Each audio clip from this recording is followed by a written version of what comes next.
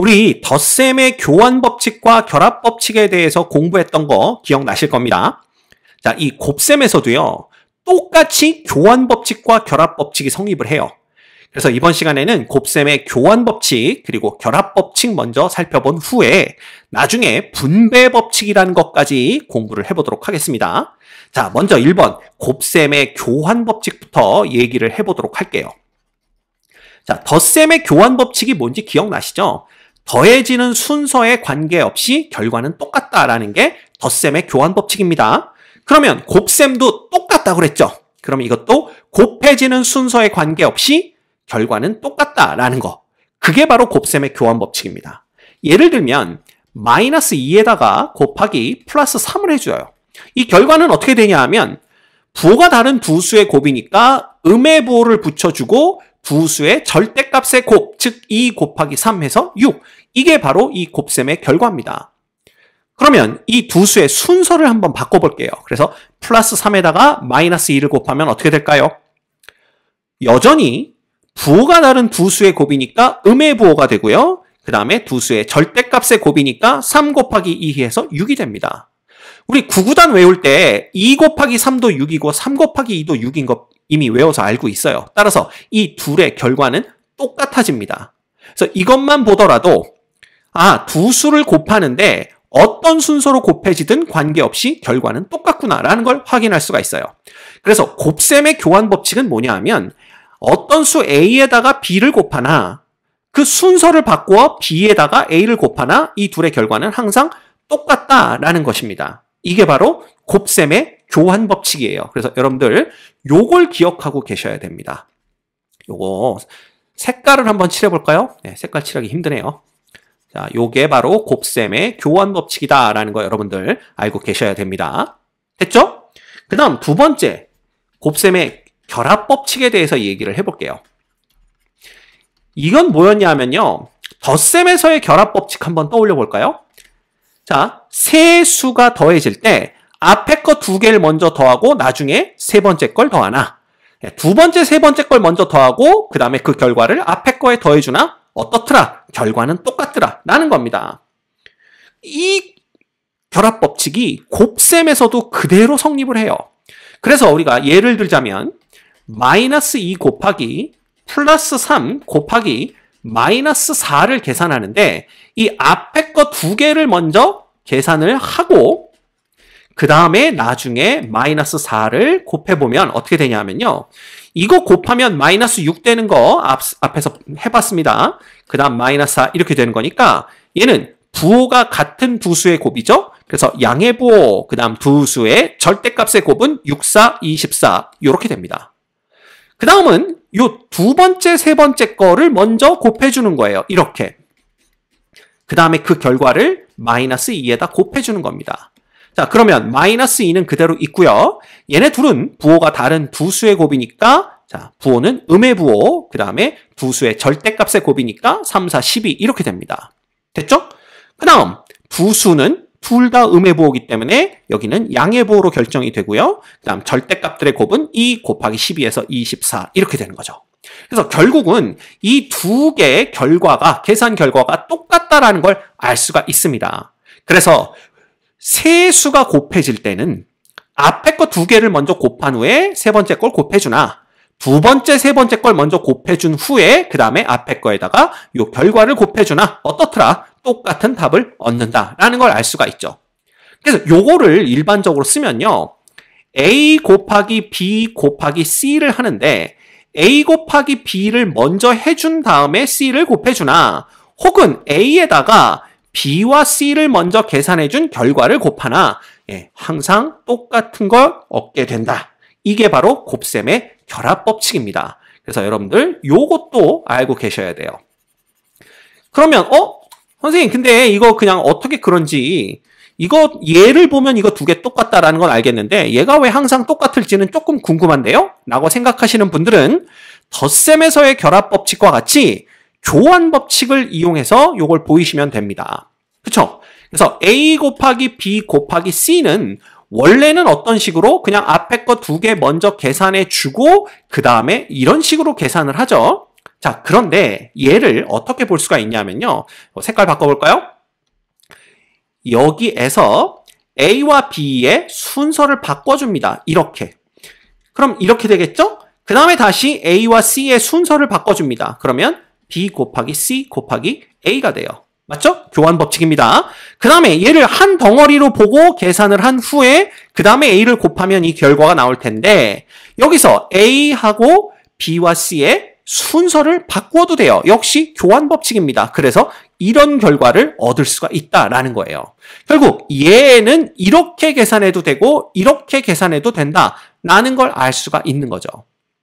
됐죠? 자, 그렇다면 여기에서 또 뭘 얻을 수가 있냐 하면 얘는 B에다가 A 곱하기 C를 먼저 계산하고 그 결과를 B에 곱해줘도 돼요.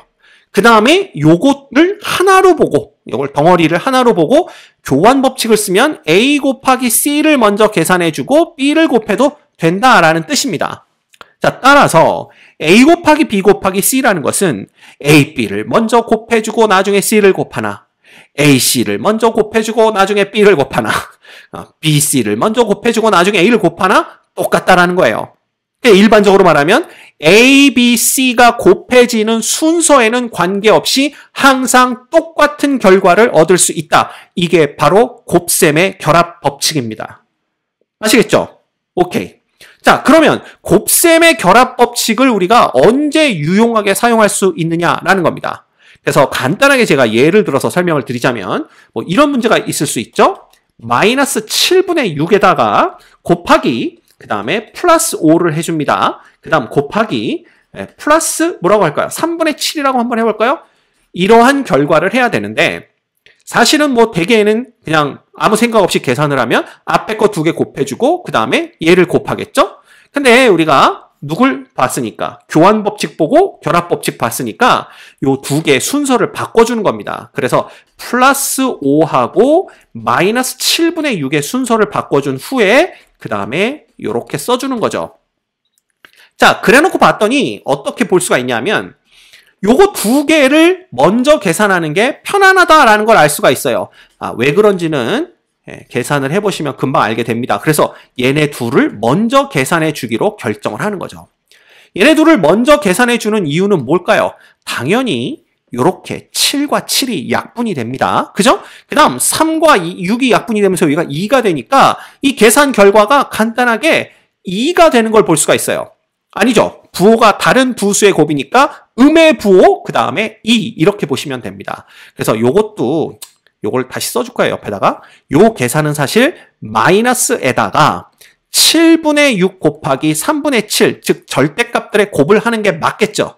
그죠? 여기다 이렇게 써주지 맙시다. 여러분들에게 더 헷갈리는 그런 결과니까 요거는 요렇게 계산을 할 수가 있고 여기에서 약분을 하는 게 좋겠네요.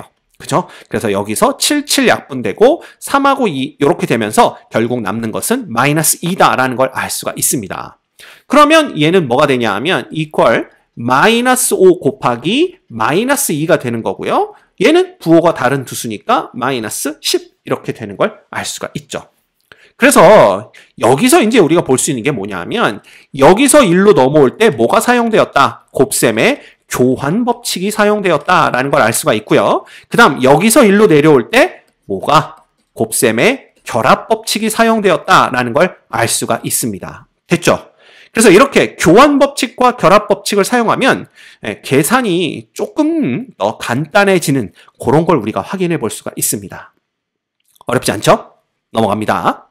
자, 그 다음 분배 법칙에 대해서 얘기를 해볼게요. 이 분배 법칙은요. 자, 여태까지는 덧셈의 교환 법칙, 곱셈의 교환 법칙, 그 다음 덧셈의 결합 법칙, 곱셈의 결합 법칙 앞에 덧셈에 곱셈에 이런 게 붙었는데 지금은 분배 법칙이죠. 안 붙었습니다. 덧셈의 분배 법칙인지 곱셈의 분배 법칙인지. 왜 안 붙었냐 하면요. 이 분배 법칙은 곱셈과 덧셈이 혼합되어서 나올 때 사용할 수 있는 계산법이기 때문에 그래요.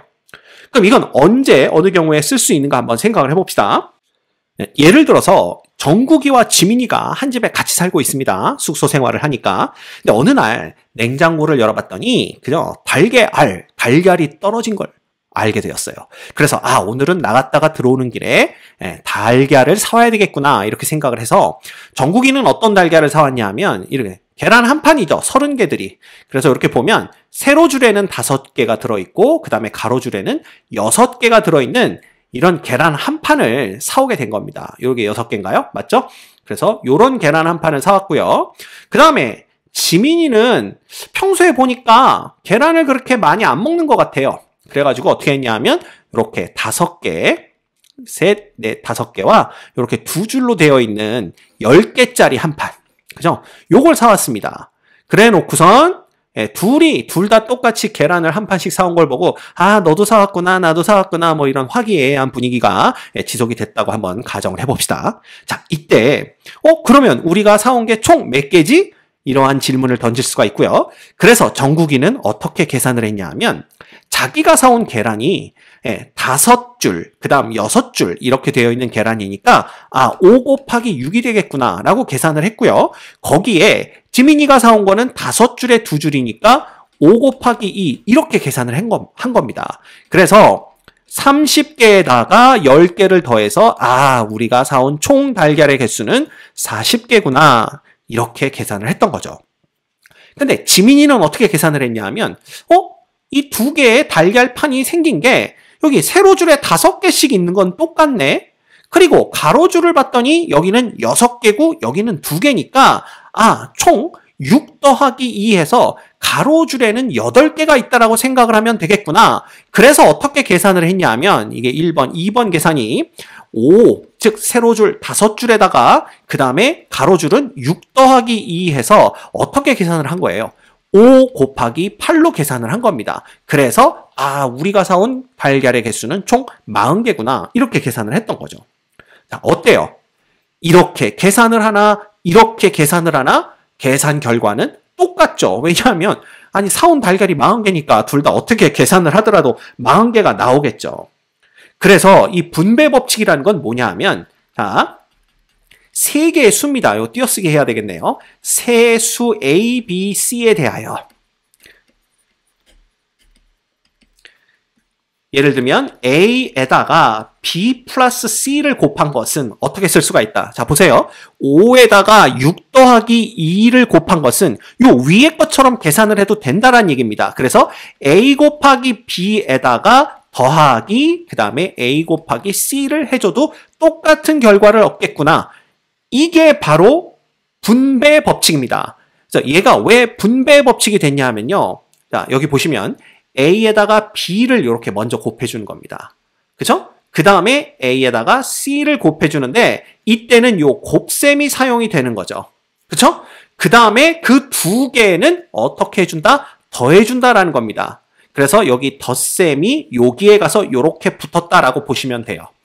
이해가 되시죠? 그래서 요거 이렇게 쓰는 것보다 여러분들이 좀 더 편하게 이해하려면 형광펜을 쓰는 게 낫겠네요. 그래서 형광펜을 사용하면 여기 곱셈이 이렇게 2개로 나뉘어서 분배가 돼서 들어갔고 그 다음에 그 분배된 곱셈들의 결과를 이렇게 덧셈으로 연결했구나라는 걸 알 수가 있습니다.